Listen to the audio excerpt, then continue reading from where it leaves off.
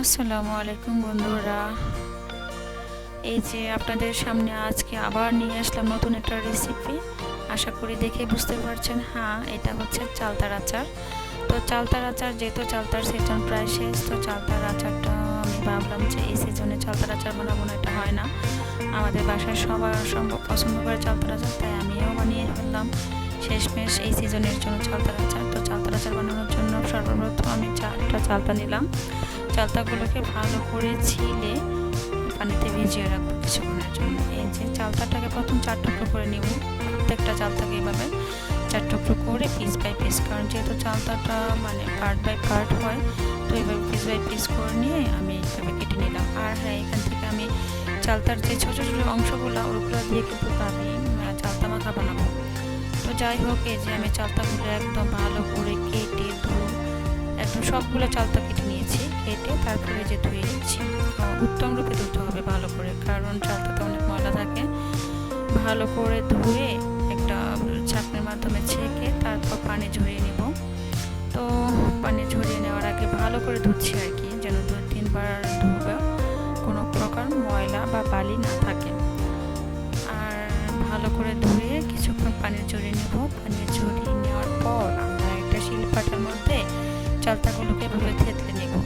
চালতাগুলোকে এভাবে থেতলে নিলে কী হবে, আপনার যত প্রকার মশলা আছে, চিনি, লবণ, তারপর পাঁচফোড়নের গুঁড়ো, মরিচ, সব কিছু একদম ভালো করে চালতার আচারের এই চালতার ভিতরে ঢুকবে।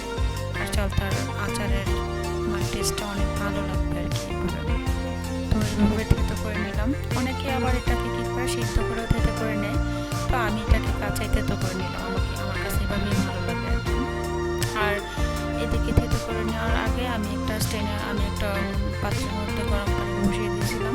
তো গরম পানির মধ্যে চালতাগুলো দিলাম, দিয়ে তারপর আধা চামচের মতো হলুদ দিয়ে দিয়েছি, সাথে 1 চামচ লবণ দিয়ে দিলাম। কারণ হলুদ লবণ দিয়ে চালতাটা যখন আমরা সিদ্ধ করে নেব, কালারটা সুন্দর আসবে আর কি। আর এদিকে এই যে চালতা মাখাটা বলছিলাম, যে ছোট কচি চালতাটা ভিতরের, এটাকে কেটে তারপর থেতো করে নিয়েছি। এটার সাথে কাসুন্দি, লবণ, চিনি আর একটু সামান্য মরিচের ফাঁকি দিয়ে মাখিয়ে নিয়েছি। এটা দুপুরের টাইমে, আসলে টক যারা পছন্দ করেন তারা যদি খান অবশ্যম্ভব ভালো লাগবে। আর এদিকে আমার চালতাটা প্রায় 10 মিনিটের মতো সিদ্ধ করে নিচ্ছি। একদম বেশি সিদ্ধ করব না, 80% সিদ্ধ করে নিয়েছি। তো আর এদিকে চালতার আচার বানানোর জন্য মশলা প্রস্তুত করে নিচ্ছি। এগুলো হচ্ছে এই যে শিলপাটার মধ্যে শুকনো মরিচ ফাঁকি করে নিলে এটা হয়ে যাবে চিলি ফ্লেক্স। আর এদিকে পাঁচফোড়নটা অবশ্যই মিডিয়াম টু লো হিটে কিন্তু ভাজতে হবে। যদি আপনি বেশি মানে পুড়ে ফেলেন তাহলে কিন্তু তেতো লাগবে। তো হালকা আছে আমি পাঁচফোড়নটাও ভেজে নিলাম, ভেজে তারপর করে নিলাম। আর এদিকে আমি সাদা সরিষা বেটে নিলাম। সাদা সরিষাটার মধ্যে কিন্তু একদমই পানি দিবেন না, এটা সিরকা দিয়ে বাটতে আসবেন, বা সিরকাও বলতে পারেন বা আপনারা ভিনেগারও বলতে পারেন, সাদা ভিনেগার দিয়ে আমি এদিকে সরিষাটা বেটে নিলাম। আর এদিকে একটা ফ্রাই প্যান বসিয়ে দিলাম। ফ্রাই প্যানের মধ্যে তেজপাতা আর ধনিয়া, মৌরি এবং জিরা, এই 3টা ফোড়ন দিয়ে একটু ভালো করে ভেজে নিলাম। ভেজে নেওয়ার পর এটাতে দিয়ে দিলাম আমি 2 চামচ আদা রসুন বাটাটা দিলে আচারের মধ্যে আলাদা একটা মানে মশলার ফ্লেভার আসে, খেতে খুব ভালো লাগে। অনেকে অ্যাড করে না, বাট আমার কাছে সব আচারের মধ্যে আদা রসুন বাটাটা ভালো লাগে।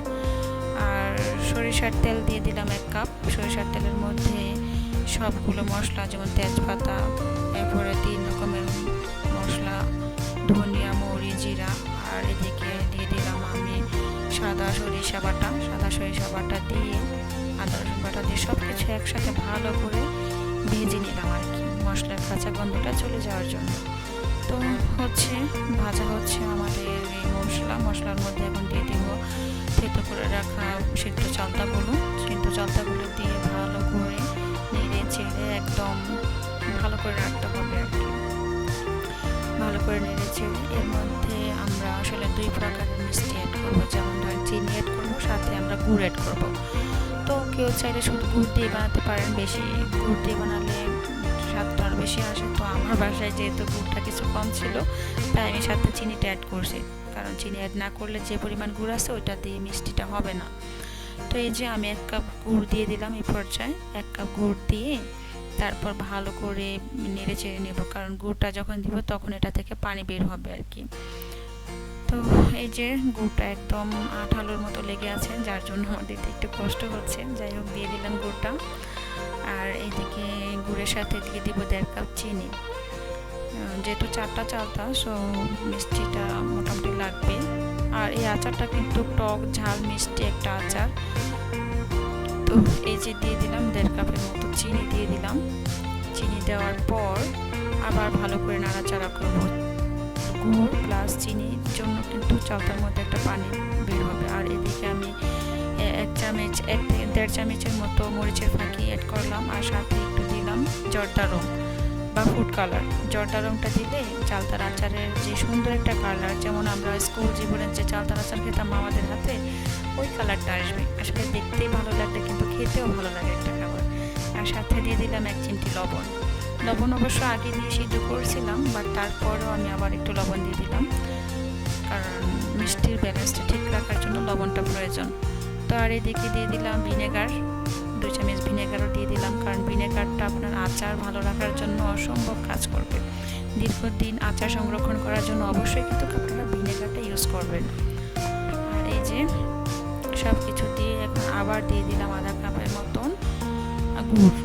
কারণ আমি আগেই বলেছি, যেহেতু গুড় যাদের কাছে অ্যাভেলেবেল বেশি থাকবে তারা শুধু গুড় দিয়ে করতে পারেন। তো আমি চিনিও দিয়েছি, গুঁড়ো দিয়েছি।